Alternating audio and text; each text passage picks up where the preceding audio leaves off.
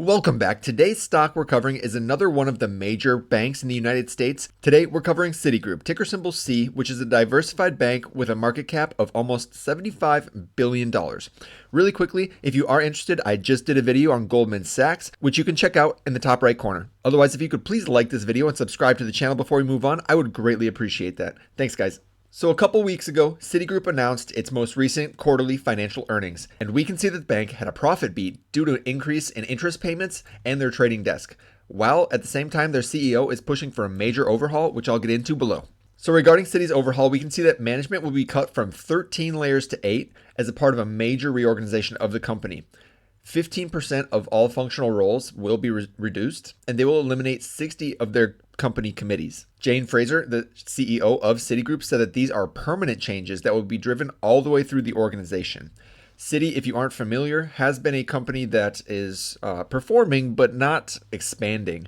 And unlike other banks since the global financial crisis, Citi has really felt like it's kind of just been moving in place. And so Jane Fraser, the CEO, is finally saying enough is enough. And they're looking for ways to cut costs as well as increase income so that their profits can start to grow again, like the other globally significant banks like Bank of America and JP Morgan. In their recent earnings call, Citi officials said that U.S. consumer finances are still broadly healthy. They do predict a mild recession in the first half of next year, 2024, though.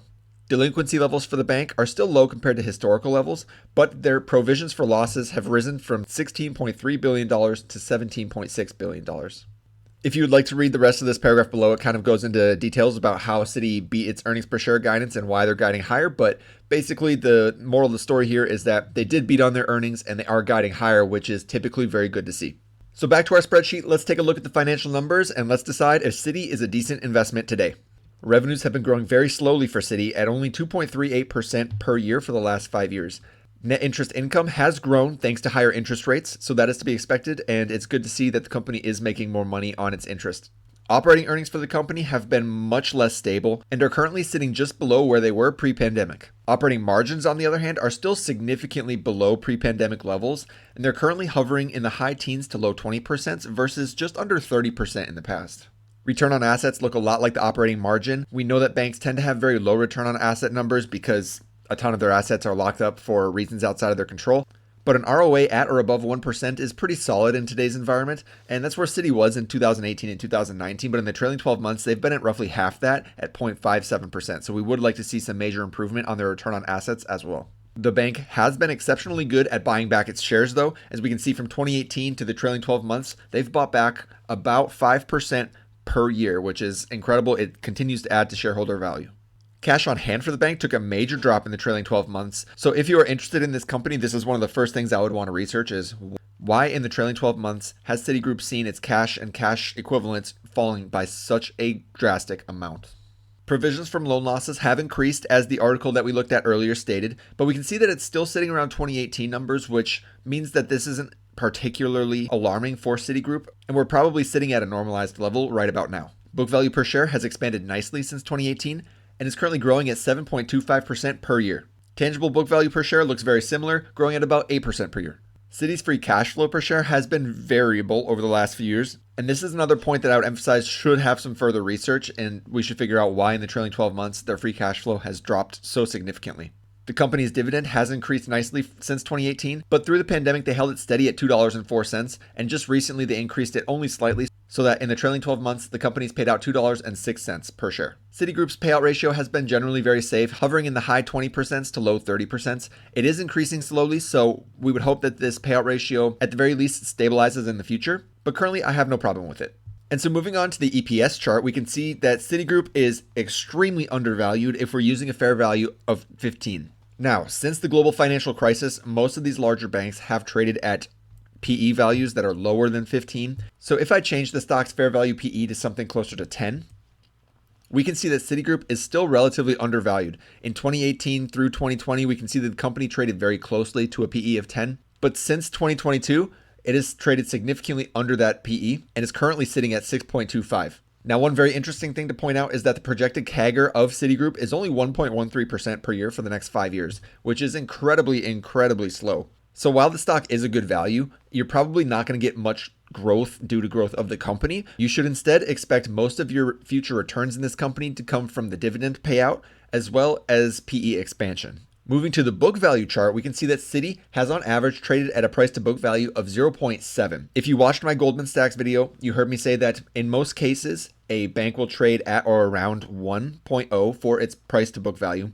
And so that is an easy place to start to figure out if a bank is trading at a premium or a discount.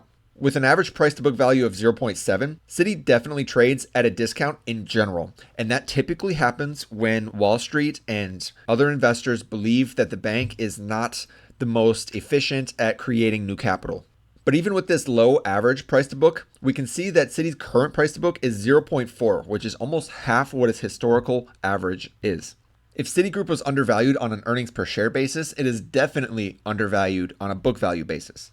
If the company was to return to its average book value of 0.7, at its current book value, we would see a fair value of $69.29 for Citi's stock versus its current trading price of about $41.50. So before I give my final thoughts on Citi, I do want to disclose that I do own Citi in my personal portfolio. So I may be slightly biased towards this company, but I do want to make sure that you are well informed and any bias that I do have is unintentional. So what I like about Citigroup is that it's very undervalued based on its book value per share. It's also undervalued on an EPS basis, but the book value is really where you see just how undervalued this bank is. The company has also been buying back tons of shares, which is a huge plus as a shareholder because you own more and more of the company as time goes on per share. This is a great way for your earnings per share to increase without the earnings of the company actually increasing. So even though Citi is stagnant, they are using a lot of their free cash to buy back shares and help us shareholders. Finally, Citi has a great dividend. The current yield is somewhere around 5%, I believe, which for a large bank is exceptional. And I do think Citi will be able to turn the company around in the future. So being paid 5% to hold on to the stock while you're waiting for that turnaround is just icing on the cake, in my opinion. Moving on to what I don't like, Citi is probably the worst performing structurally important bank. Now, this SIB acronym essentially means that Citi cannot go bust. Otherwise, there's going to be major implications for the US and global economy. So you can kind of view it as the worst performing of the absolutely essential banks in the United States. I don't know if that's a great record to have, but if you compare them to Bank of America, to JP Morgan, even Goldman Sachs, they really just have not recovered like those banks have. And so there must be something at the company that is holding them back and getting in their way, whether it's culture or just the structure of the company. And so I'm happy to see that the company is reorganizing, but that does just add to question marks on whether Citi will be able to perform in the future or not. I also do not like their lackluster return on assets. This should be pretty obvious. The bank's whole goal is to make money on its money, and Citibank is not particularly good at that currently, at least when we compare it to other large banks. So I would like to see that number improve over time, and I do think there is the potential for that number to improve, but currently that would be a negative. And finally, turnaround progress has been slow. I know the article I just mentioned is talking about the current moves that the company is making, but Citigroup has essentially been stuck in this perpetually trying to turn around since 2008. And I do believe they're on the right path. I do see some signs of improvement, but you probably could have said the same thing in 2010, in 2013, in 2016, so there is a little bit of doubt surrounding Citigroup. And I can't blame people for doubting Citigroup because it is struggling. So with that, my final thoughts. As I said, I am long Citigroup currently, but I do view right now as a great time to buy the company. The more it goes down, the more I do want to buy. And I am not going to recommend to you whether or not you should buy Citigroup, but I do believe that in the next 5-10 years, the bank will be in a much greater position overall. And I do think the company's stock price will reflect that. So with all that, please let me know in the comments below what your thoughts on Citigroup are. And if you made it this far, please like the video. It means a lot to me. I put a lot of effort into these, and liking the video is just a free way of saying thank you. But other than that, I appreciate your view. Thank you for your time, and I hope you have a great night.